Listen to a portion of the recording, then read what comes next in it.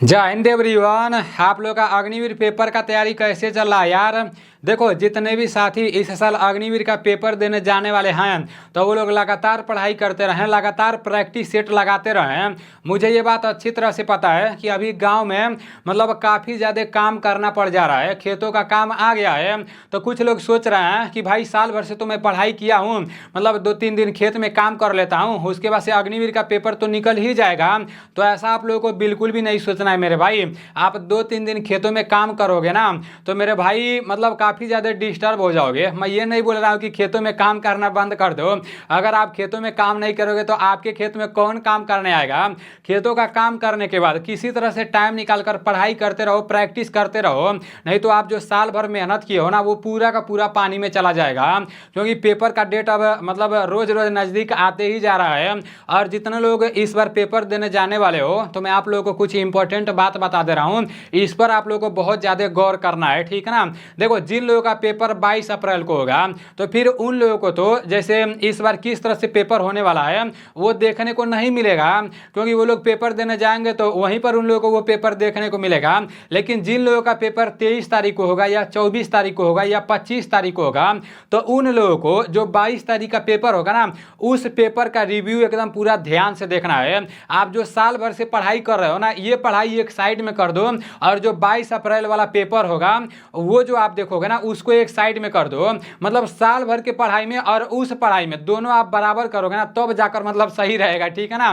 नहीं तो वही आपका मतलब अधिक हो जाएगा, जो एक दिन वाला पढ़ाई है ना वही आपका सबसे बेस्ट हो जाएगा। क्योंकि मतलब कोई भी पेपर होता है तो जैसे दूसरे दिन पेपर रहता है ना तो उसी टाइप का प्रश्न मतलब दूसरे दिन भी पूछा जाता है, उसी टाइप से प्रश्न मतलब पूछे जाते हैं। तो आप लोगों को ज़्यादा से ज़्यादा क्या करना है, 22 अप्रैल से पेपर चालू होगा ना तो जो भी पेपर कराए जाएंगे वो पूरा का पूरा पेपर आप लोगों को एकदम ध्यान से देखना है, बाकी कुछ पढ़ने का जरूरत ही नहीं है, ठीक है ना। बस वही आप लोगों को पढ़ना है। और जैसे ही आप लोगों का पेपर समाप्त होगा मैं अपना मोबाइल नंबर सभी लोगों को दे दूंगा। मतलब जो लोग भी पेपर देने जाएंगे हमारे पास मतलब वो प्रश्न भेजेंगे तो वो पूरा प्रश्न मैं यहाँ पर आप लोगों के सामने भी लाऊंगा और मैं अपने एप्लीकेशन में भी पूरा प्रश्न डाला करूंगा, ठीक है ना। तो जितने लोग पढ़ाई कर रहे हो तो मेरे भाई उस बात को आप लोगों को ध्यान में रखना है। बाकी अभी आप लोग प्रैक्टिस सेट लगाते रहो, पढ़ाई करते रहो। 2024 में मतलब जैसे जिस जिस राज्य के नए मुख्यमंत्री बने हैं या नए राज्यपाल बने हैं तो वो सारी चीज़ें मैं कल अपने एप्लीकेशन में डाला, ठीक है ना। वैसे तो मतलब पहले भी मैं डाला था, लेकिन जितने लोग मेरे एप्लीकेशन में जैसे पेड कोर्स लिए हुए हैं तो उसमें आप लोग देखना 2 ऑप्शन नया आया होगा, एक अग्निवीर लिखा होगा और नीचे लिखा होगा कि मतलब राज्यपाल, राजधानियाँ और मुख्यमंत्री। तो उन दोनों को आप लोग जैसे जो है ना जो अग्निवीर लिखा गया है उस पर जब आप लोग क्लिक करोगे, पेड वालों को मैं बात कर रहा हूँ जितने लोग 99 रुपया परचेज करके पेड कोर्स लिया है, तो जब आप लोग उस पर क्लिक करोगे अग्निवीर वाले पर ना तो करंट अफेयर्स का इंपॉर्टेंट प्रश्न आप लोगों को देखने को मिल जाएगा। वहां से जरूर आपके पेपर में प्रश्न देखने को मिलेंगे, ठीक है ना। और अच्छी बात यह है कि उसका मतलब PDF आप लोग बाहर निकाल सकते हो और उसका प्रिंट आउट भी आप लोग करा सकते हो। जो 2000 वाला है वो तो नहीं निकाल पाओगे, लेकिन जो अभी मैं करंट का डाला हूँ उसको आप लोग बाहर निकाल सकते हो। और साथ ही साथ जितने भी मतलब केंद्र शासित प्रदेश हैं वहाँ के जो राज्यपाल मतलब जो कुछ भी है वो पूरा का पूरा करंट वाला लेटेस्ट वाला मैं डाल दिया हूँ, ठीक है ना। तो राज्य, राजधानियाँ और राज्यपाल से रिलेटेड जितना प्रश्न है मेरे एप्लीकेशन में पेड वाले में तो उसको भी आप लोग बाहर निकाल सकते हो, उसका प्रिंट आउट करवा कर और उसको पढ़ते रहना जब तक पेपर ना हो जाए, ठीक है ना। अभी लोगों को अभी प्रेजेंट टाइम में ना मॉक टेस्ट लगाने का बहुत ज़्यादा जरूरी है। जितने लोग मेरे एप्लीकेशन को डाउनलोड कर लिए हो तो अच्छी बात है, और जितने लोगों को नहीं पता है तो फटाक से प्ले स्टोर पर जाओ, वहाँ पर नीलेश डिफेंस करियर लिखकर सर्च मारो, वहाँ पर मेरा एप्लीकेशन आ जाएगा। उस एप्लीकेशन को डाउनलोड करके रजिस्टर करके अपना ID पासवर्ड बना लो, और जब अंदर जाओगे तो आपको सिर्फ 99 रुपये में पूरे 30 मॉक टेस्ट देखने को मिलेंगे।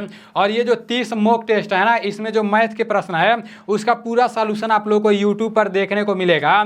और ये पूरा का पूरा मॉक टेस्ट जो लोग लगा रहे हैं ना 22 अप्रैल के पेपर में उन लोगों को काफ़ी ज़्यादा मदद मिलेगा, ठीक है ना। और ये सिर्फ आप लोगों को मॉक टेस्ट लगाना नहीं है, आप लोगों को देखना भी है कि हाँ किस टाइप के प्रश्न वहाँ पर डाले गए हैं, उसी टाइप के प्रश्न अगले बार पूछे गए थे, ठीक है ना।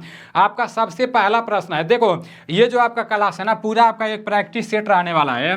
इसमें टोटल आपके 50 प्रश्न रहेंगे, 15 प्रश्न GK के रहेंगे, 15 प्रश्न GS के रहेंगे, 15 प्रश्न मैथ के रहेंगे और 5 प्रश्न रीजनिंग कराएंगे। तो पूरा आप लोगों को प्रैक्टिस लगाना है, ठीक है ना। और एक खुशखबरी मैं आप लोगों को बता दे रहा हूँ। अभी मेरा जैसे क्लास टाइम से फिक्स नहीं हो पा रहा था, लेकिन अब फिक्स हो जाएगा क्योंकि मैं वाईफाई के लिए बोला हूँ, ठीक है ना। तो शायद आज वो लोग आएंगे, आज वो लोग वाईफाई लगा देंगे, तो टाइम से सुबह में 8 बजे आप लोग को रेगुलर क्लास मिल जाएगा, ठीक है ना। आज देखते हैं वाईफाई वालों को, तो हम बोले थे, कल ही बोले थे, उन लोग को आधा पेमेंट भी कर दिए हैं। तो आज वो लोग आएंगे तो देखते हैं, वाईफाई लग जाएगा तो शायद लाइव भी आ सकते हैं, ठीक है ना। अब आज जो कुछ भी होगा कल आप लोग को पता चल जाएगा, ठीक है ना। लेकिन 8 बजे अब आप लोग का क्लास आएगा, आप लोग देखना। यहाँ पर आपका प्रश्न है कि 2011 की जनगणना के अनुसार जनगणना आयुक्त कौन थे। 2011 की जनगणना से रिलेटेड आपके पेपर में प्रश्न देखने को मिलेंगे, ठीक है ना। तो इससे रिलेटेड आप लोग को पूरा बात मतलब जो इम्पोर्टेंट है वो पता होना चाहिए। 2011 की जनगणना के अनुसार जनगणना आयुक्त कौन थे। सी चंद्रमौली, लॉर्ड मेवो, डॉक्टर सुलजी सिंह और मनोहर पांडे।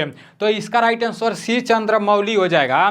2011 की जनगणना के अनुसार जनगणना आयुक्त कौन थे। यहाँ पर अनुसार काट दोगे तभी भी कोई दिक्कत वाली बात नहीं है। 2011 की जनगणना 2011 के जनगणना आयुक्त कौन थे, ये मतलब इस टाइप का प्रश्न रहेगा, ठीक है ना।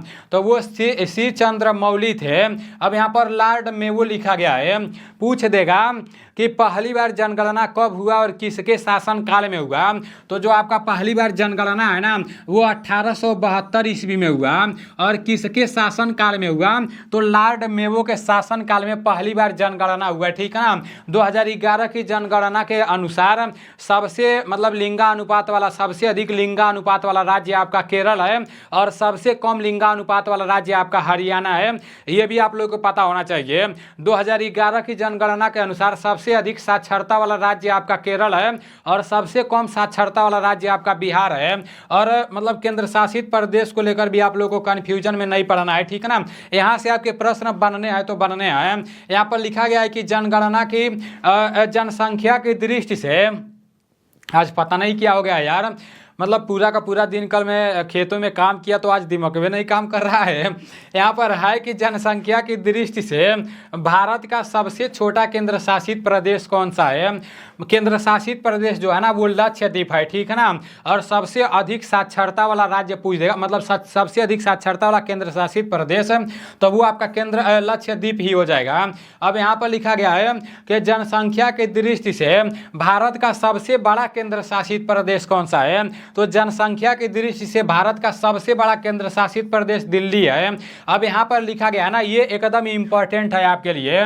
2011 की जनगणना के अनुसार भारत का लिंगानुपात कितना है। लिंगानुपात का मतलब समझ रहे हो, जो लोग समझ रहे हो अच्छी बात है, जो लोग नहीं समझ रहे हो तो समझ लो। ये जो 1000 लिखा गया है ना, तो 1000 का मतलब होता है पुरुष, ठीक है ना। 1000 पुरुषों पर कितनी महिलाएं हैं, उसी का मतलब उसी को लिंगानुपात कहा जाता है। तो 2011 की जनगणना के अनुसार अपने भारत में जैसे 1000 पुरुषों पर 943 महिलाएं हैं, ठीक है ना। तो 2011 के जनगणना के अनुसार भारत का लिंगानुपात कितना है, 1000 से 943 हो जाएगा, ठीक है ना। ये आप लोगों को क्लियर पता होना चाहिए, 943। आपका नेक्स्ट यहाँ पर दिया है कि राउफ किस राज्य का लोक नृत्य है। तो राउफ किस राज्य का लोक नृत्य है। आपका सपना है फौजी बनाना, जब फौजी बन जाओगे तो आपका ड्यूटी जम्मू कश्मीर के तरफ लगेगा, लद्दाख के तरफ लगेगा। ये मैं आप लोगों को बार बार बोलते रहता हूँ कि भाई जम्मू कश्मीर में जो इंपॉर्टेंट है उसको याद कर लो, लद्दाख में जो इंपॉर्टेंट है उसको याद कर लो। राउफ किस राज्य का लोक नृत्य है। जम्मू कश्मीर, गुजरात, केरल और पंजाब है। तो इसका राइट आंसर आपका जम्मू कश्मीर हो जाएगा, ठीक है ना। राउफ किस राज्य का लोक नृत्य है, तो जम्मू कश्मीर इसका राइट आंसर हो जाएगा। अब यहाँ पर गुजरात लिखा गया है, पूछ देगा गरबा, ठीक है ना। गरबा या डांडिया पूछ देगा। तो गरबा या डांडिया किस राज्य का लोक नृत्य है, तो वो आपका गुजरात हो जाएगा, ठीक है ना। पूछ देगा ओणम, क्या पूछ देगा, ओणम पूछ देता है, ठीक है ना। तो ओणम आपका किस राज्य का नृत्य है, तो वो आपका केरल का है, ठीक है ना। और पूछ देगा भांगड़ा, क्या पूछ देगा, भांगड़ा पूछ देता है।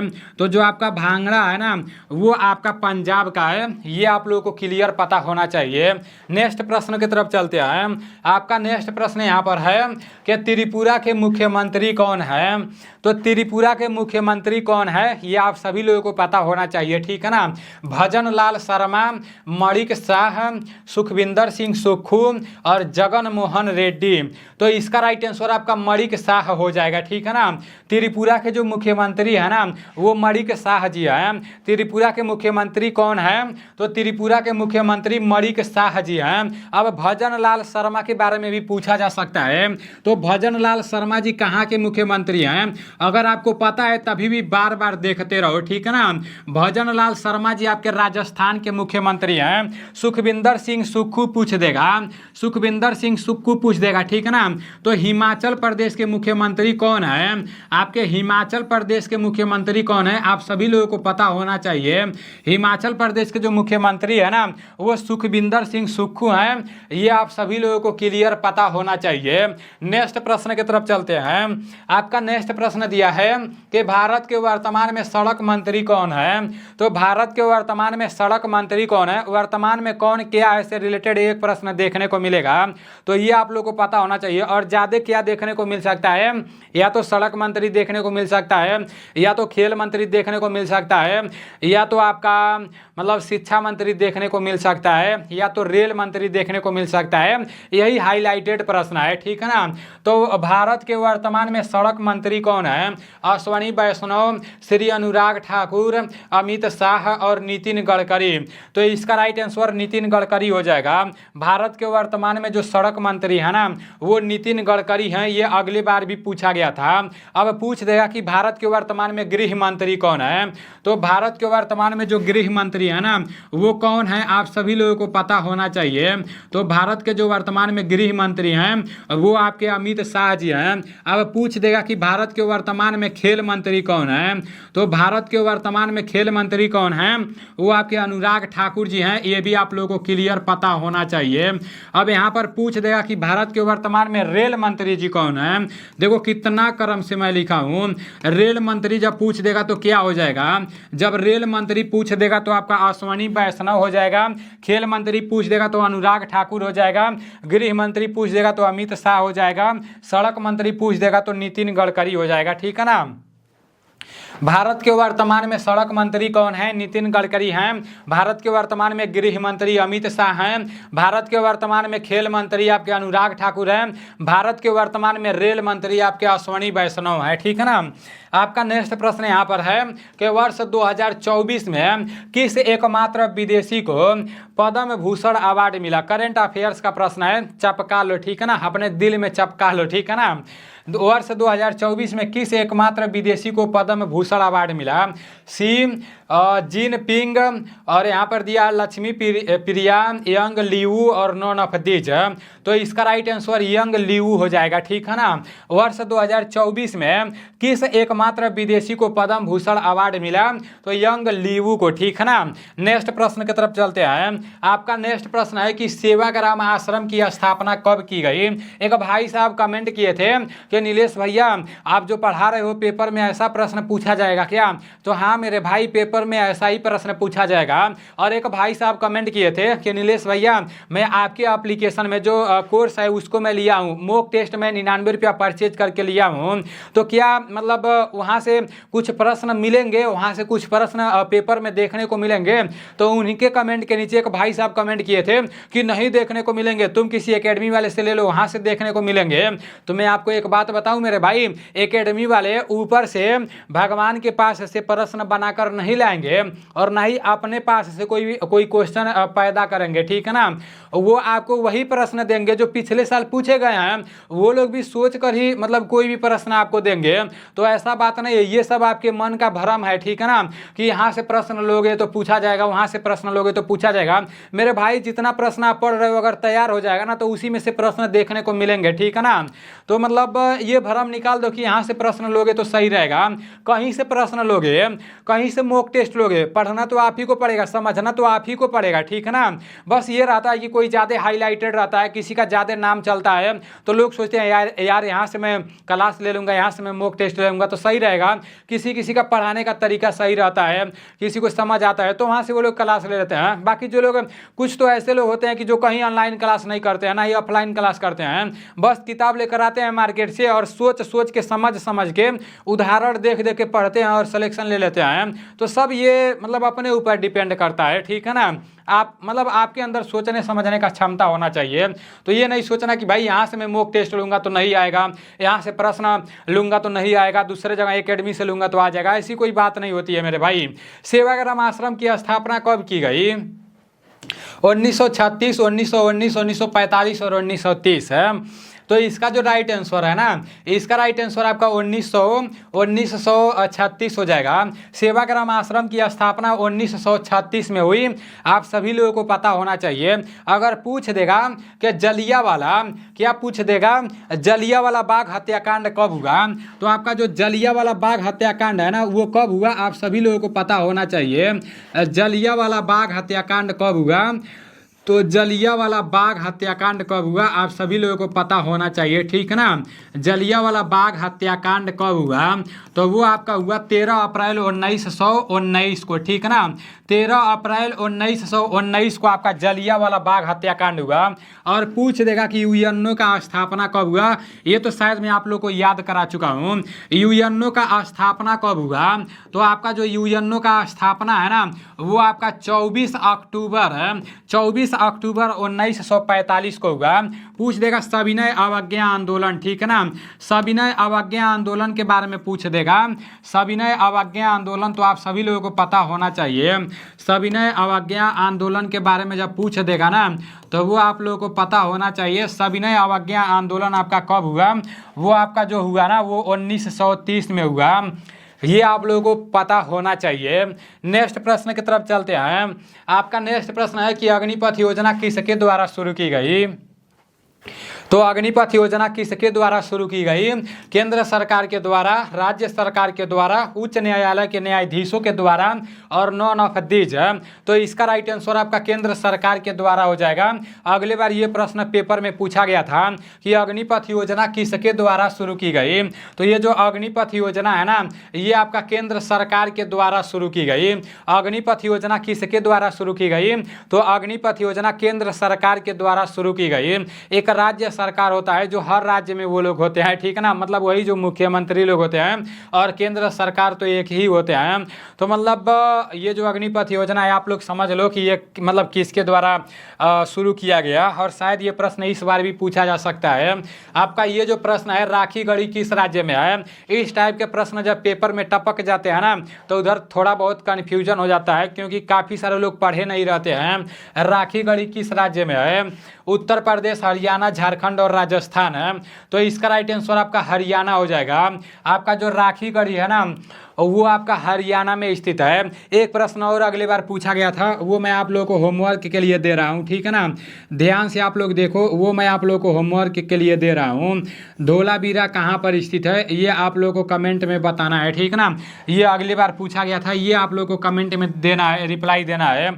अब ऐसा नहीं है कि बस देख लियो रिप्लाई नहीं करना है, रिप्लाई करना है, ठीक है ना। धोलावीरा कहाँ पर स्थित है ये आप लोगों को कमेंट में बताना है। राखी गढ़ी आपका हरियाणा में स्थित है। आपका यहाँ पर नेक्स्ट प्रश्न दिया है कि बंगाल का विभाजन किसके शासनकाल में हुआ। तो बंगाल का विभाजन किसके शासनकाल में हुआ, बंगाल का विभाजन कब हुआ, ये दोनों पूछ देता है, ठीक है ना। लॉर्ड मेवो, लॉर्ड कर्जन, लॉर्ड डलहौजी और नॉन ऑफ दीज। तो इसका जो राइट आंसर है ना बंगाल का विभाजन किसके शासनकाल में हुआ, तो बंगाल का विभाजन लॉर्ड कर्जन के शासनकाल में हुआ। पूछ देगा कि कब हुआ, तो 1905 ईस्वी में हुआ, ठीक है ना। कब हुआ आपका 1905 ईस्वी में बंगाल का विभाजन हुआ। लॉर्ड कर्जन के शासनकाल में बंगाल का विभाजन हुआ, ठीक है ना। और पूछ देगा यहाँ पर लॉर्ड मेयो लिखा गया है, तो मैं आप लोगों को बताया हूँ ना कि पहली बार जनगणना कब हुआ, तो 1872 ईस्वी में हुआ। किसके शासनकाल में हुआ, तो लॉर्ड मेयो के शासनकाल में पहली बार जनगणना हुआ, ठीक है ना। ये आप लोगों को क्लियर पता होना चाहिए। आपका नेक्स्ट प्रश्न यहाँ पर है कि दामोदर किसकी सहायक नदी है। कल नदी से रिलेटेड मैं एक प्रश्न बोला था, तीसरा नंबर का प्रश्न था, ठीक है ना। जैसे उसमें मैं बोला था कि बद्रीनाथ किस नदी के किनारे स्थित है। बद्रीनाथ में आप लोगों से बोला था, तो उसमें मैं बोल दिया था गंगा, ठीक है ना। किताब में गंगा दिया था, लेकिन वो गंगा नहीं होगा, अलकनंदा होगा, ठीक है ना। बद्रीनाथ किस नदी के किनारे है, तो अलकनंदा उसका राइट आंसर हो जाएगा। जैसे वीडियो में तो मैं बोला था, लेकिन जैसे ही मतलब आप लोगों का क्लास समाप्त होता है, तो इस क्लास का पूरा PDF है जो GK GS और रीजनिंग रहता है उसका, ठीक है ना। और मैथ वाला तो मेरे एप्लीकेशन में मॉक टेस्ट में आया है, तो इसका पूरा PDF मैं अपने एप्लीकेशन में भेज देता हूं। तो जितने लोग भी पढ़ाई करते हैं, क्लास करते हैं, क्लास करने के बाद एक बार वो लोग अपने, जैसे मेरे एप्लीकेशन में, मतलब आप ही लोगों का एप्लीकेशन है, ठीक है ना, वो लोग एप्लीकेशन में देख लेते हैं कि हाँ मतलब उस PDF को एक बार पढ़ लेते हैं तो अंदर और ज़्यादा कॉन्फिडेंस आ जाता है, ठीक है ना। तो वीडियो में तो मैं बोल दिया था कि अलकनंदा जैसे गंगा बोल दिया था, लेकिन बाद में मैं PDF में सही करवा दिया, ठीक है ना। यहाँ पर है कि दामोदर किसकी सहायक नदी है। हुगली, गंगा, ब्रह्मपुत्र और नफदीज है, तो इसका राइट आंसर आपका हुगली हो जाएगा। दामोदर किसकी सहायक नदी है, तो हुगली का, ठीक है ना। पूछ देगा गंगा नदी के किनारे कौन सा शहर बसा हुआ है, तो मैं आप लोगों को कई बार बता दिया हूँ, एक बार और रिवीजन कर दे रहा हूँ। गंगा नदी के किनारे आपका हरिद्वार, पटना, वाराणसी, इलाहाबाद और कानपुर, ये पूरा का पूरा गंगा नदी के किनारे बसा है। और आपका जो गुवाहाटी है ना, गुवाहाटी भी मैं यहाँ पर लिख दे रहा हूँ, गुवाहाटी लिखा जाता है, गुवाहाटी लिखा जाता है, ठीक है ना। तो आपका जो गुवाहाटी है वो आपका ब्रह्मपुत्र नदी के किनारे बसा हुआ है, ये आप लोग को पता होना चाहिए। नेक्स्ट प्रश्न की तरफ चलते हैं। नेक्स्ट प्रश्न है कि उधम सिंह ने जनरल डायर को गोली कब मारी। तो उधम सिंह ने जनरल डायर को गोली कब मारी, ये आप सभी लोगों को पता होना चाहिए। 1935, 1919, 1940 और 1925 है। तो इसका राइट आंसर क्या हो जाएगा, उधम सिंह ने जनरल डायर को गोली कब मारी, तो 1940 में, ठीक है ना। उधम सिंह ने जनरल डायर को गोली 1940 में मारी, ठीक है ना। आप सभी लोगों को पता होना चाहिए। और 1919 में तो जलियांवाला बाग हत्याकांड हुआ था। नेक्स्ट प्रश्न की तरफ चलते हैं। आपका नेक्स्ट प्रश्न यहाँ पर है कि लोकसभा में सबसे अधिक सीट किस राज्य में है। लोकसभा में सबसे अधिक सीट किस राज्य में है। गुजरात, राजस्थान, उत्तर प्रदेश और नफदीज है। तो इसका राइट आंसर अपना उत्तर प्रदेश हो जाएगा, ठीक है ना। लोकसभा में सबसे अधिक सीट किस राज्य में है, तो लोकसभा में सबसे अधिक सीट किस राज्य में है, अपने उत्तर प्रदेश में है, ठीक है ना। नेक्स्ट प्रश्न की तरफ चलते हैं। आपका नेक्स्ट प्रश्न है कि ग्रैंड मास्टर शब्द किस खेल से संबंधित है। ग्रैंड मास्टर शब्द किस खेल से संबंधित है। चेस, वॉलीबॉल, पोलो और बास्केटबॉल। तो इसका राइट आंसर आपका चेस हो जाएगा। ग्रैंड मास्टर शब्द किस खेल से संबंधित है, तो वो आपका चेस से संबंधित है, ठीक है ना। ये आप लोग को क्लियर पता होना चाहिए। ग्रैंड मास्टर शब्द किस खेल से संबंधित है, तो वो आपका चेस से संबंधित है। नेक्स्ट प्रश्न है कि भारत के प्रथम उपराष्ट्रपति कौन थे। यहाँ पर राष्ट्रपति नहीं पूछा गया है, उपराष्ट्रपति पूछा गया है। तो भारत के प्रथम उपराष्ट्रपति कौन थे। Doctor Rajendra Prasad, doctor Zakir Hussain, doctor Sarvepalli Radhakrishnan और पंडित जवाहरलाल नेहरू। तो इसका जो राइट आंसर हो जाएगा ना, भारत के प्रथम जो उपराष्ट्रपति थे वो डॉक्टर सर्वपल्ली राधाकृष्णन थे। और पूछ देगा कि भारत के प्रथम राष्ट्रपति कौन थे। भारत के प्रथम राष्ट्रपति कौन थे, ये आप सभी लोगों को पता होना चाहिए, ठीक है ना। तो भारत के प्रथम जो राष्ट्रपति थे वो आपके डॉक्टर राजेंद्र प्रसाद थे। और पूछ देगा कि भारत के प्रथम, क्या पूछ देगा, भारत के प्रथम मुस्लिम राष्ट्रपति पूछ देगा, ठीक है ना। तो भारत के प्रथम मुस्लिम राष्ट्रपति कौन थे, ये भी आप लोगों को पता होना चाहिए। भारत के प्रथम मुस्लिम राष्ट्रपति आपके डॉक्टर जाकिर हुसैन थे। और पूछ देगा कि भारत के प्रथम प्रधानमंत्री, क्या पूछ देगा, भारत के प्रथम प्रधानमंत्री, ठीक है ना। तो भारत के प्रथम प्रधानमंत्री कौन थे, ये भी आप लोगों को पता होना चाहिए। भारत के जो प्रथम प्रधानमंत्री थे ना, वो आपके पंडित जवाहरलाल नेहरू जी थे। भारत के प्रथम राष्ट्रपति डॉक्टर राजेंद्र प्रसाद थे। भारत के प्रथम मुस्लिम राष्ट्रपति डॉक्टर जाकिर हुसैन थे। भारत के प्रथम उपराष्ट्रपति डॉक्टर सर्वपल्ली राधाकृष्णन थे। और भारत के प्रथम प्रधानमंत्री पंडित जवाहरलाल नेहरू थे। ठीक है ना, तो ये आप लोगों को क्लियर पता होना चाहिए। नेक्स्ट प्रश्न की तरफ चलते हैं और सामान्य ज्ञान का लास्ट प्रश्न है। इसके बाद से आप लोगों का सामान्य विज्ञान आएगा। ठीक है ना, आपका सामान्य ज्ञान का लास्ट प्रश्न है, युद्ध अभ्यास वाला है, मोस्ट इंपॉर्टेंट है कि समुद्र शक्ति अभ्यास 2023 है भारत और किस देश के बीच हुआ। तो समुद्र शक्ति अभ्यास 2023 है भारत और किस देश के बीच हुआ।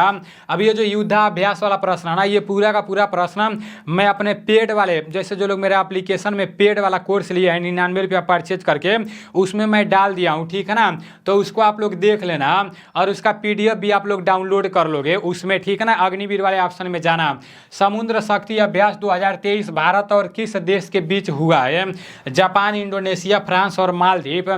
तो इसका राइट आंसर आपका इंडोनेशिया हो जाएगा। ठीक है ना, इंडोनेशिया इज राइट आंसर। तो के 15 प्रश्न जीके के समाप्त हो चुके हैं। अब चलते हैं जीएस के तरफ। आपका जीएस का पहला प्रश्न है कि इनमें से जीवन रक्षक धातु किसे कहते हैं, रेडियम, प्लेटिनम, यूरेनियम और सोना। तो इसका राइट आंसर आपका रेडियम हो जाएगा। ठीक है ना, इनमें से जीवन रक्षक धातु किसे कहते हैं, तो रेडियम को जीवन रक्षक धातु कहते हैं। आप लोग गिनती करते जाना कि जीएस में आपका कितना प्रश्न सही हो रहा है। इसी टाइप के प्रश्न अगले साल अग्निवीर के पेपर में पूछे गए थे। ठीक है ना, नेक्स्ट प्रश्न की तरफ चलते हैं। आपका नेक्स्ट प्रश्न है कि निम्न में से कौन सा नहीं तत्व और नहीं मिश्रण है। तो कौन सा नहीं तत्व और नहीं मिश्रण है, हवा, ग्लूकोज, चांदी और सोना। तो इसका राइट आंसर आपका ग्लूकोज हो जाएगा। ठीक है ना, ये ना ही तत्व है और ना ही मिश्रण है। ठीक है ना, ग्लूकोज इसका राइट आंसर हो जाएगा। नेक्स्ट प्रश्न की तरफ चलते हैं। आपका नेक्स्ट प्रश्न है कि हरे पेड़ पौधों के लिए मुख्यतः कौन सा भाग भोजन बनाता है। अगले बार पूछा गया था, हरे पेड़ पौधों के लिए मुख्यतः कौन सा भाग भोजन बनाता है, जड़, तना, पत्तियां, इनमें से कोई नहीं। तो इसका राइट आंसर आपका पत्तियां हो जाएगा। पत्तियां इज राइट आंसर। देखो यार, मेरा जो एप्लीकेशन है ना, उसमें जितने लोग डाउनलोड किए हो और जो आप लोगों को छोटा बहुत जैसे प्रॉब्लम आ रहा है, तो मैं उन लोगों से बात किया हूँ कि इतना प्रॉब्लम में आप लोग जैसे इसको सॉल्व करने का कोशिश कीजिए, किसी को प्रॉब्लम ना आए। तो देख रहे हैं अगर वो लोग ज़्यादा टाइम लगाएंगे इस तरह से, अगर वो लोग करेंगे ना, अभी तो पहला भर्ती था अग्निवीर का, तो मैं कोशिश करूँगा अगर पहले तो उन लोगों से बोल दूंगा सही कर देंगे तो ठीक है, अगर नहीं करेंगे ना तो फिर मैं अपने एप्लीकेशन का डिज़ाइन पूरा बढ़िया से एकदम सिंपल भाषा में फिर दूसरे से मैं चेंज करवाऊंगा। तो उससे आप लोगों को कोई प्रॉब्लम नहीं होगा। ठीक है ना, वो अपडेट आप लोग कर लोगे तो सब सही हो जाएगा। वैसे पहले मैं इन लोगों से चेतावनी एक बार दिया हूँ, 1-2 बार और दूंगा। अभी तो मतलब देखते हैं ये लोग क्या करते हैं। यहाँ पर दिया है कि एक सामान्य मनुष्य 1 मिनट में सांस लेता है, कितनी बार सांस लेता है। जो एक सामान्य मनुष्य होता है तो 1 मिनट में कितनी बार सांस लेता है। हम लोग 1 मिनट में कितनी बार सांस लेते हैं, 10 से 15 बार, 20 से 25 बार, 16 से 18 बार और 25 से 30 बार। तो इसका राइट आंसर 16 से 18 बार हो जाएगा। हम लोग 1 मिनट में 16 से 18 बार सांस लेते हैं। आप लोग देख लो, 1 मिनट में 16 से 18 बार हम लोग सांस लेते हैं। आपका नेक्स्ट प्रश्न यहाँ पर है कि मानव शरीर में सर्वाधिक मात्रा में पाया जाने वाला तत्व है कार्बन, कैल्शियम, नाइट्रोजन और ऑक्सीजन है। तो हम लोग के शरीर में सबसे ज़्यादा मतलब कौन सा तत्व पाया जाता है, तो वो ऑक्सीजन पाया जाता है। ठीक है ना, ऑक्सीजन इज राइट आंसर। कुछ लोग सोच रहे होंगे कि आज नीलेश भाई किस तरह से पढ़ा रहा है, एकदम खतरनाक तरीके से तेज नहीं बोला है। मेरे भाई काम करना पड़ा है। ठीक है ना, तो थोड़ा सा बॉडी लूज हो गया है, मतलब भूख भी लगा है, ये भी बात है। आपका नेक्स्ट है, सोनार में कौन सी तरंगों का प्रयोग किया जाता है। सोनार में कौन सी तरंगों का प्रयोग किया जाता है, आवाश्रय तरंग, पराश्रय तरंग, श्रय तरंग और सभी का प्रयोग। तो इसका राइट आंसर क्या हो जाएगा, इसका राइट आंसर पराश्रय हो जाएगा। ठीक है ना, सोनार में कौन सी तरंगों का प्रयोग किया जाता है, तो पराश्रय इज राइट आंसर।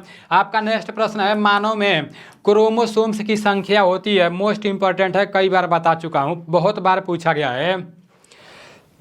मानव में क्रोमोसोम्स की संख्या कितनी होती है, 78, 46, 12 और 40 है। तो इसका राइट आंसर आपका 46 हो जाएगा, ठीक है ना। मानव में क्रोमोसोम्स जिसे गुणसूत्र बोला जाता है, देखो इस नाम को देखकर आप लोग कन्फ्यूजन में नहीं पड़ना, ठीक है ना। यहाँ पर क्या दिया है क्रोमोसोम्स, देखो मेरा राइटिंग भी धीरे धीरे अब सही हो जाएगा। वैसे कॉपी में तो मैं सही लिखता हूँ, बस यहाँ पर थोड़ा सा दिक्कत होता है। क्रोमोसोम्स या दे देगा या आपका क्या दे देगा गुणसूत्र दे देगा, ठीक है ना।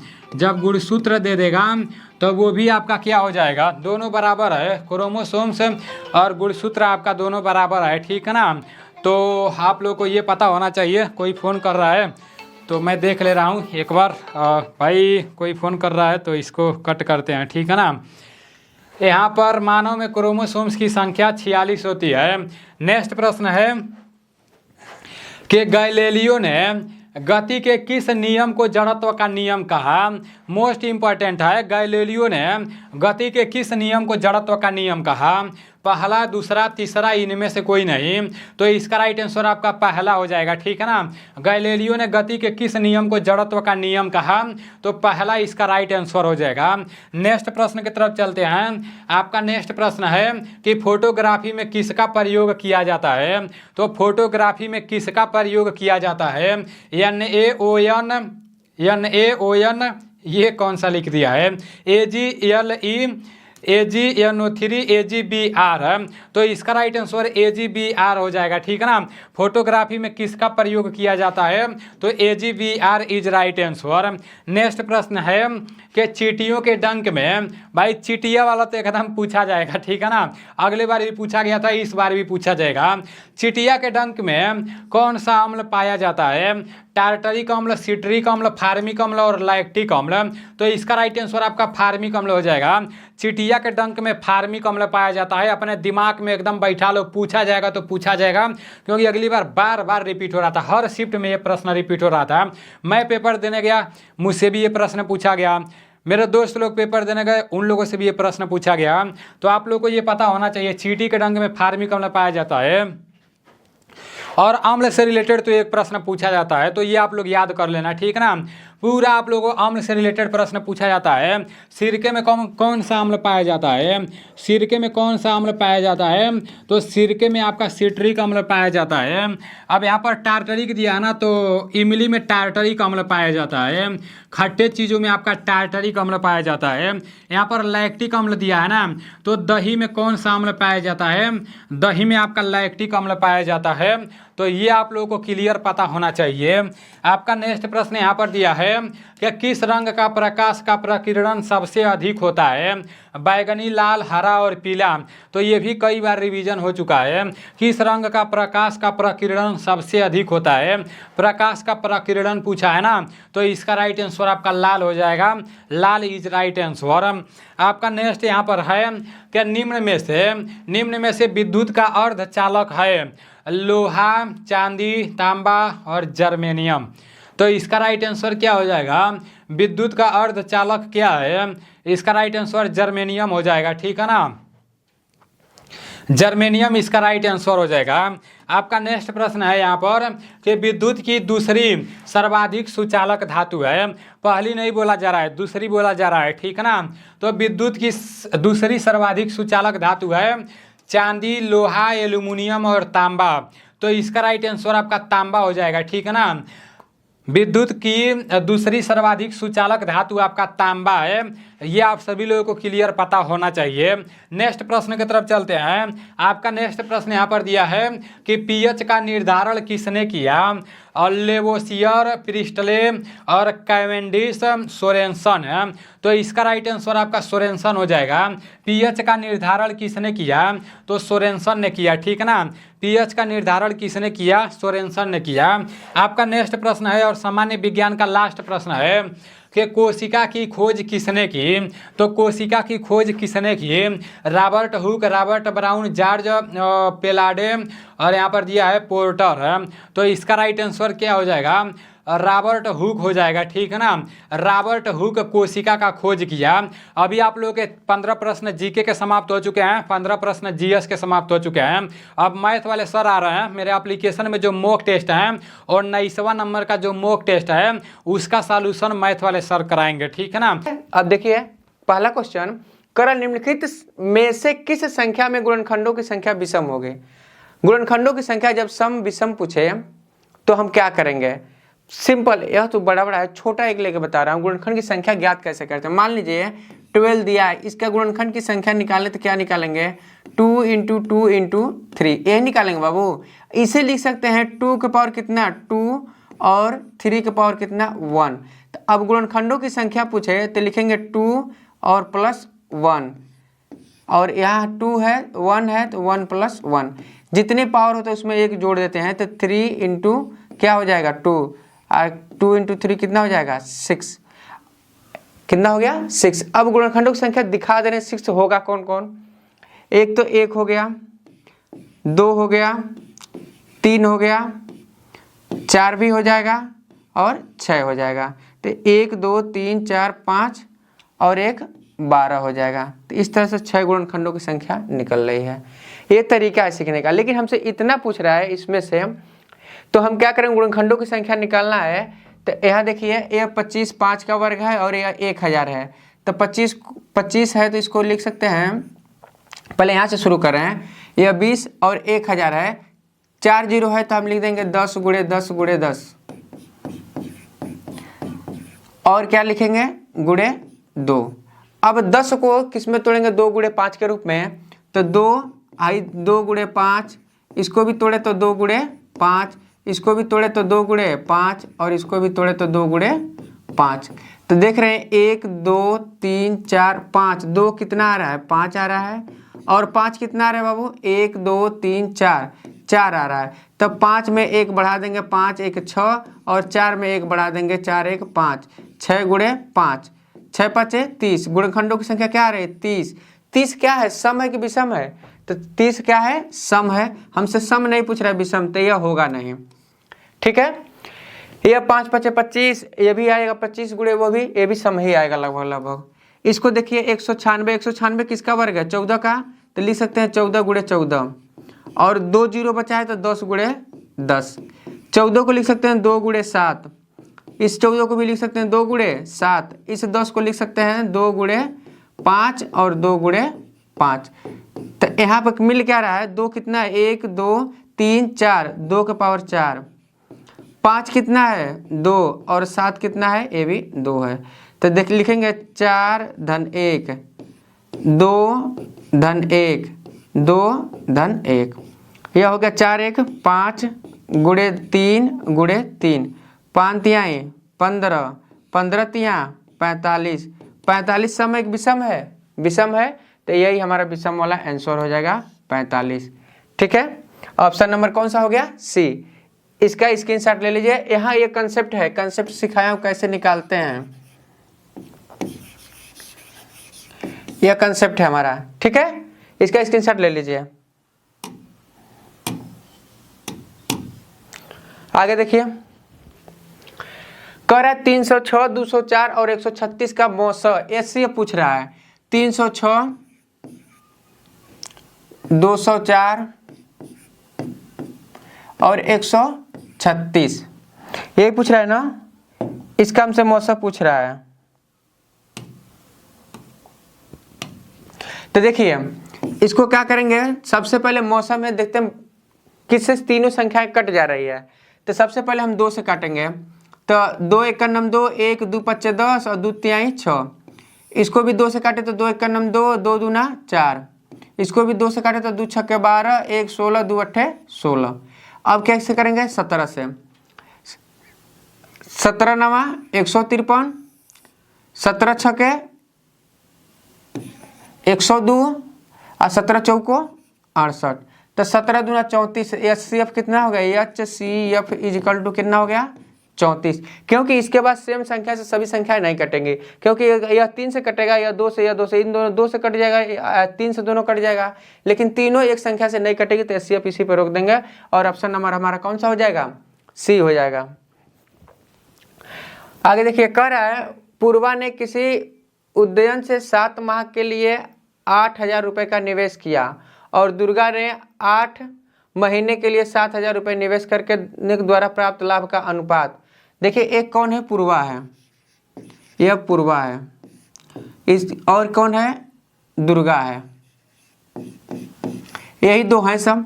यह 7 माह के लिए निवेश कर रही है, कितना कर रही है 8,000।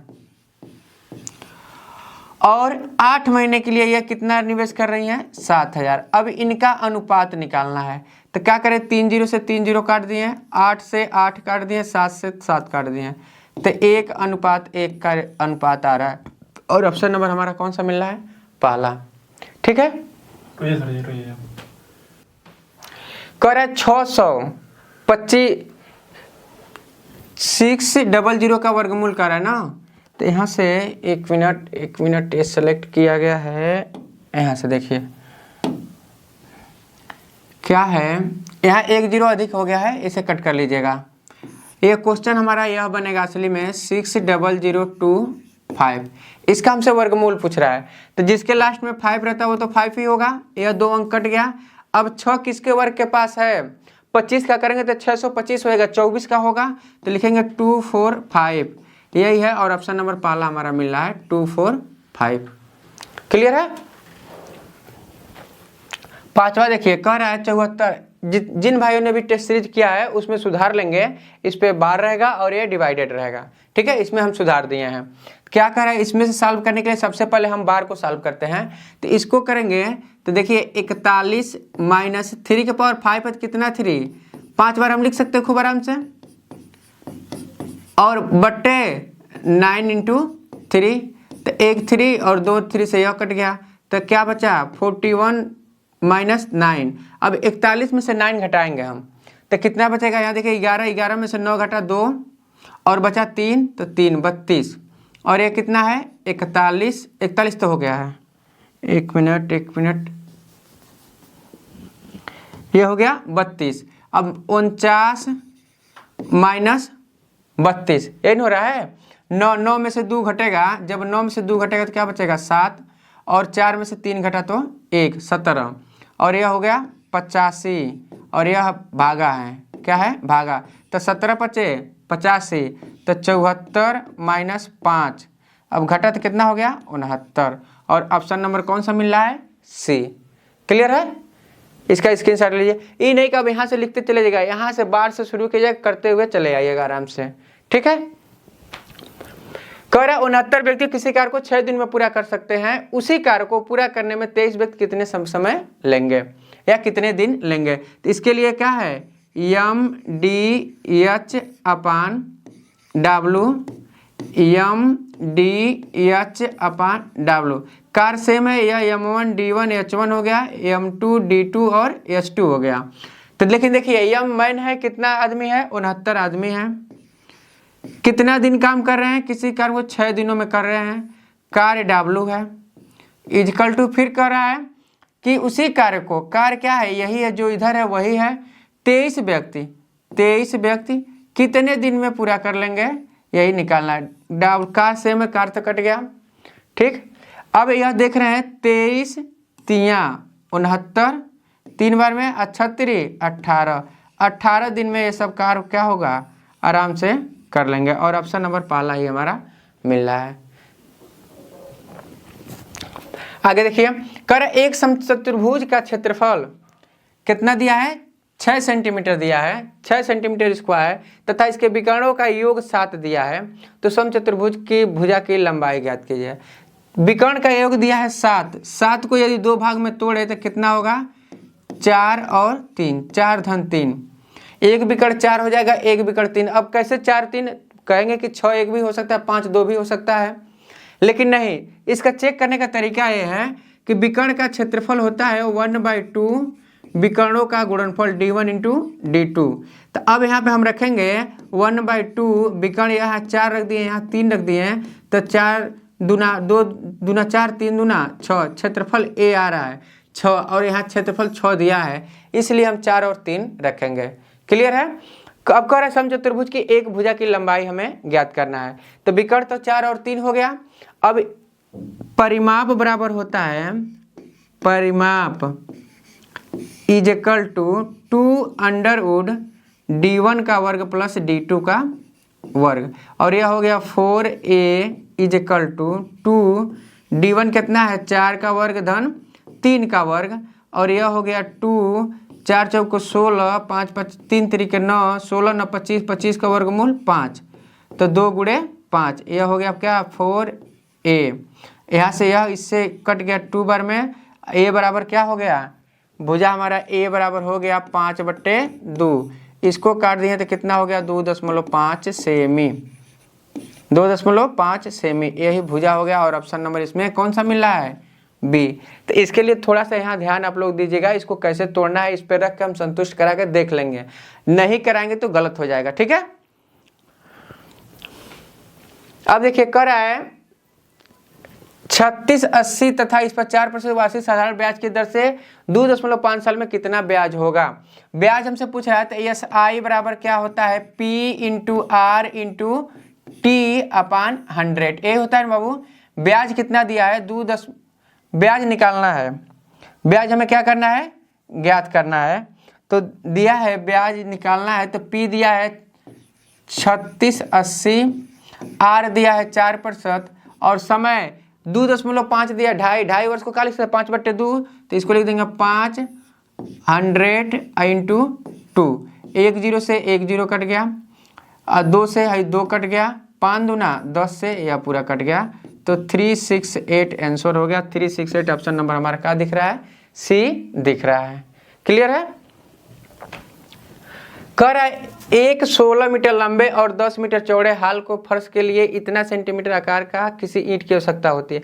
अच्छा हाल है तो क्या होगा, हाल वर्गाकार होगा तो आयताकार होगा, तो आयत का क्षेत्रफल क्या होता है, लंबाई गुणे चौड़ाई। यह दोनों मीटर में है तो यह क्या हो गया मीटर स्क्वायर। और इसमें ईंट की संख्या निकालनी है तो क्या करेंगे, एक ईंट की संख्या से हम भाग दे देंगे। 20 ये सेंटीमीटर है और ये भी क्या है 10 सेंटीमीटर, तो हम इसको पहले मीटर में बदलेंगे तो 16 गुणे 100 ये सेंटीमीटर हो गया, फिर 10 गुणे 100 ये भी क्या हो गया सेंटीमीटर, अब बट्टे है 20 सेंटीमीटर और गुणे 10 सेंटीमीटर। सेंटीमीटर सेंटीमीटर कट गया, सेंटीमीटर से सेंटीमीटर कट गया, 1 0 से 1 0 यह कट गया और 1 0 से 1 0 यह कट गया, इसको 2 से काट दिया तो 2 8 16, ठीक है। तो यह हो गया 8, कितना जीरो बच रहा है 2 0 यहाँ और 1 0 यहाँ, 2 1 3 0, तो 8000 ईंटों की आवश्यकता होगी। और ऑप्शन नंबर हमारा कौन सा दिख रहा है, डी दिख रहा है।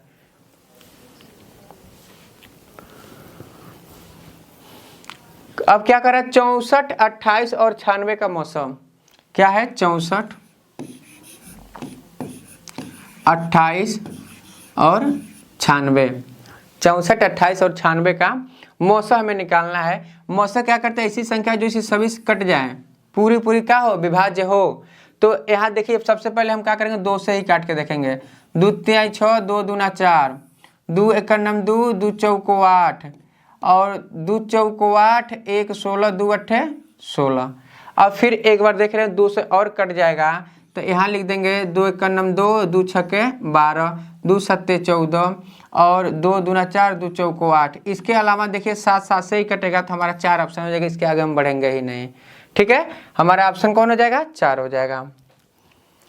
कह रहे 45, 25 और 35 का लघुत्तम समापवर्तक 45 है, 25 है और क्या है बाबू 35। अब इसका लॉसर निकालना है तो लॉसर निकालने के लिए क्या करेंगे, ऐसी संख्या सभी विभाज्य हो जाए, पूरा एक आ जाए जब तक, तो 5 से सीधे काटेंगे, 5 9 45, 5 5 25, 5 7 35। अब किसे चेक करें, 5 से एक बार और काट दें, यह 9 हो जाएगा और यह 1 हो गया और यह 7। अब इसके बाद से 3 से काटे तो 3 1 जा 3 2 3 3 जा 9 हो जाएगा, यह 1 हो जाएगा, यह 7 हो जाएगा। फिर 3 से काट दिए तो यह 1 1 और यह 7 7 हम जानते हैं किससे कटेगा, 7 से ही कटेगा। तो यहाँ तक क्या हो गया पूरा क्लियर। इन सब का गुणा कर देंगे हमारा लॉस हो जाएगा, 5 3 15, 5 3 15, 15 15 225 और गुणे 7, 7 5 35 के 5 हासिल कितना बचा 3 और 7 दूना 14, 14 3 17 के 7 हासिल 1 और 7 दूना 14 और 1 15, 1575। ऑप्शन नंबर कौन सा में दिख रहा है, बी हमारा दिख रहा है। कर 250 का 45%, 250 का मतलब गुणा 45% मतलब बटे 100, 0 से 0, 5 दूना 10, 5 पचे 25 हो गया। अब 2 से इसको काट दिया तो कितना, 5 का उसमें गुणा कर लिया, 5 पचे 25, 5 चौको 20 और 2 22, 225 बटे 2, इसको काट दिया तो क्या हो गया 12, 112.5 और ऑप्शन नंबर कौन सा मिल रहा है, बी। करा निम्नलिखित में से कौन सी संख्या भाज्य है। भाज्य संख्या किसे कहते हैं, जो 1 से कटे, स्वयं से कटे, उसके अलावा अन्य किसी संख्या से न कटे। तो यह 1 से कट रहा है और स्वयं से कटेगा ये भी, लेकिन 63 जो संख्या है यह देखिए किससे कट जाएगा, 3 से कट जाएगा। क्या हो जाएगा, 3 दूना 6 और 3 एकर नाम 3, यह 7 से भी कट जाएगा। तो 63 हमारा क्या है, भाज्य संख्या है, बाकी सब क्या है, अभाज्य है। करा एक मिश्रण में रेत और रोड़ी का अनुपात दिया है, रेत दिया है, रोड़ी दिया है। रेत और रोड़ी का अनुपात कितना दिया है, 17:9 दिया है। जबकि रोड़ी और सीमेंट का अनुपात, सीमेंट भी आ गया, ये सीमेंट रहा, रोड़ी और सीमेंट का अनुपात 6:17 है। तो मिश्रण में रेत और सीमेंट का अनुपात पूछ रहा है। रेत और सीमेंट का अनुपात, यहाँ देखिए खाली है तो 9 भर दिए, यहाँ खाली है तो 6 भर दिए। हमसे पूछ रहा है रेत का अनुपात, तो क्या हो जाएगा 17 गुणे 6 अनुपात सीमेंट का 9 गुणे 17। तो यहाँ 17 से 17 सीधा सीधा कट गया। अब 3 से काट दिए तो 3 दूना 6 और 3 तिरिके 9, तो 2:3, 2:3। देखिए ऑप्शन नंबर हमारा कौन सा मिल रहा है, डी मिल रहा है। ठीक है। कह रहा है संजीव ने किसी वस्तु को 26% की हानि पर इतना रुपए में बेच दिया, वस्तु का लागत मूल्य ज्ञात कीजिए। अच्छा 26% दिया है बाबू, 26% को यदि फ्रैक्शन में बदलना हो तो क्या लिखेंगे, 26/100, ये लिखेंगे 26/100 और इसको हम 2 से काट दिए तो यह हो गया 13/50। तो यह हमारा क्या है, 50 लागत मूल्य है और यह 13 क्या है, हमारा हानि है। तो 25, यहाँ 26% की हानि हो रही है, तो 50 में से 13 घट गया, 10 में से 3 घटा तो 7 बचा और यहाँ बचा 4, 4 में से 1 घटा तो कितना बचा 3, 37। अब 37 न देके 37 रेशियो बराबर कितना दिया है, 37 रेशियो इजिकल टू 999 दिया है, 999। तो 1 रेशियो बराबर 999/37 हो गया। इसको काट दिया तो 1 रेशियो बराबर कितना आ गया, 27 आ गया।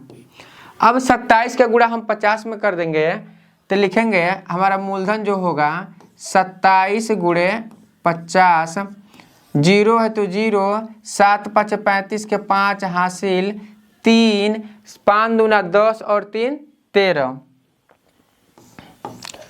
1350, 1350 एकदम ऑप्शन नंबर हमारा पहला दिख रहा है। ठीक है। इस तरह से आप लोगों का मैथ का 15 क्वेश्चन समाप्त हुआ। अब शेष 5 क्वेश्चन रीजनिंग का है वो नीलेश सर आएंगे, आप लोगों को बताएंगे। आप लोगों के 15 प्रश्न जीके के समाप्त हो चुके हैं, 15 प्रश्न जीएस के समाप्त हो चुके हैं और 15 प्रश्न मैथ के भी समाप्त हो चुके हैं। अब चलते हैं रीजनिंग की तरफ। आपका रीजनिंग का पहला प्रश्न यहाँ पर दिया है कि निम्न श्रृंखला के अगले 2 अक्षरांकित पद समूह कौन से होंगे। तो देख लेते हैं आगे क्या बोल रहा है। यहाँ पर N 14 दिया है, फिर P 16 दिया है, R 18 दिया है, T 20 दिया है और आगे क्वेश्चन मार्क दे दिया है और दो नीचे अंक दिया है। ठीक है ना, मतलब इसमें से कौन सा सही होगा। तो देखो N आपका 14 नंबर पर आता है तो 14 लिख दिया है, P आपका 16 नंबर पर आता है तो 16 लिख दिया है, R आपका 18 नंबर पर आता है तो 18 लिख दिया है, T आपका 20 नंबर पर आता है तो 20 लिख दिया है। 14 पर से 16 हो गया है, 16 पर से 18 हो गया है, 18 पर से 20 हो गया है, मतलब दो को बढ़ रहा है। ठीक है ना, तो 20 पर से हम लोग 22 कर देंगे और 22 पर से हम लोग 24 कर देंगे। ठीक है ना, अभी जो अंक है, अंक तो आप लोगों को पता चल गया, जो ये अंक यहाँ पर लगाया गया है ये अंक तो आप लोग भी लिख दिए, लेकिन इस अंक के आगे भी कोई अक्षर है तो इसके आगे भी हम लोग अक्षर लगाएंगे, इसके आगे भी हम लोग अक्षर लगाएंगे। वो कौन सा अक्षर होगा जो इतना नंबर पर आएगा, तो भी आपका 22 नंबर पर आएगा तो भी यहाँ पर कर देते हैं। 24 नंबर पर आपका यक्स आएगा तो यहाँ पर यक्स कर देते हैं।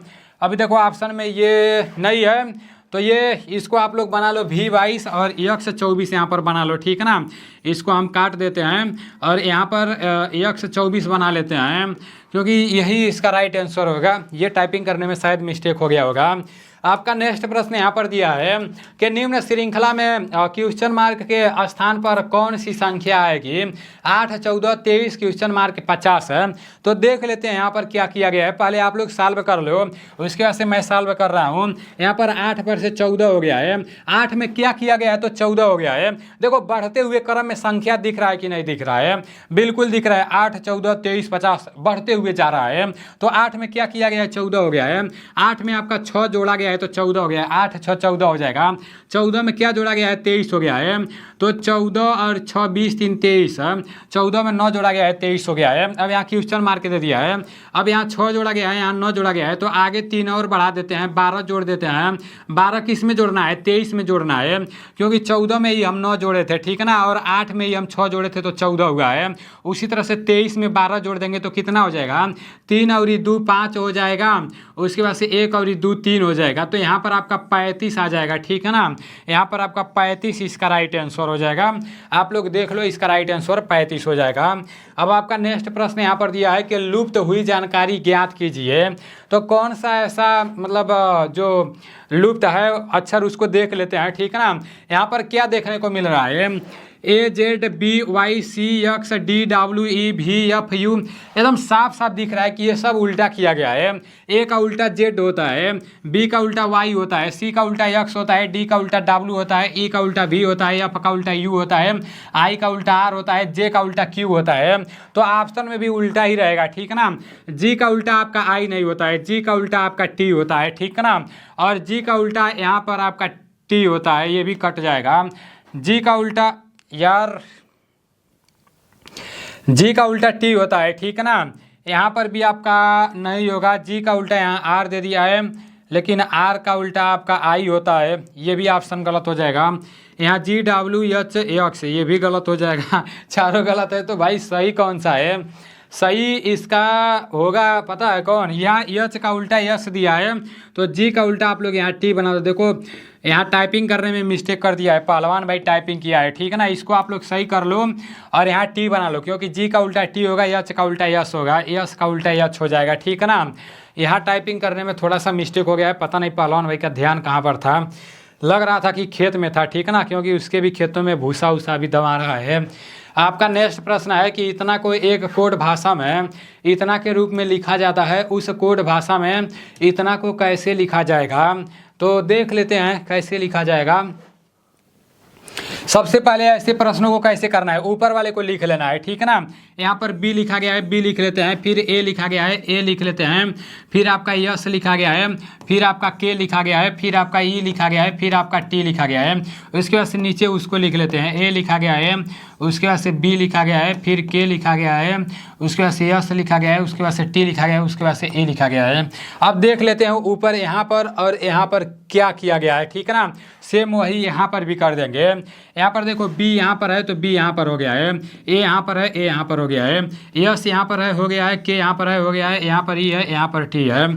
तो सेम उसी तरह से यहाँ पर भी कर देते हैं। सबसे पहले हम लोग लिख लेंगे ए हो गया, सी हो गया, आपका टी हो गया, आई हो गया, भी हो गया और ई हो गया। तो क्या करेंगे इस तरह से कर देंगे, ठीक है ना। इस तरह से हम लोग को कर देना है, इस तरह से कर देना है। तो अब ये जो सी है वो यहाँ आ जाएगा, ये जो ए है यहाँ आ जाएगा, ये जो आई है यहाँ आ जाएगा और ये जो टी है यहाँ आ जाएगा, ये जो ई है यहाँ आ जाएगा और ये जो वी है यहाँ आ जाएगा। CAITE भी हो जाएगा, ठीक है ना। CAITEV ये इसका राइट आंसर हो जाएगा। नेक्स्ट प्रश्न की तरफ चलते हैं और आपका लास्ट प्रश्न है 50वां कि उस विकल्प का चयन करें जिसका तीसरे शब्द से वही संबंध है जैसा कि दूसरे शब्द से पहले शब्द का संबंध है। तो ये आप लोगों को कमेंट में बताना है, ठीक है ना। आज मैं आप लोगों को 2 होमवर्क दिया हूँ, दोनों आप लोगों को कमेंट में बताना है। अभी आप लोगों के टोटल 50 प्रश्न समाप्त हो चुके हैं। इन 50 प्रश्नों में से आपका कितना प्रश्न सही हुआ है ईमानदारी पूर्वक से कमेंट करके बताना, ठीक है ना। तो चलो ठीक है, मिलते हैं अगले वीडियो में। जय हिंद, वंदे मातरम।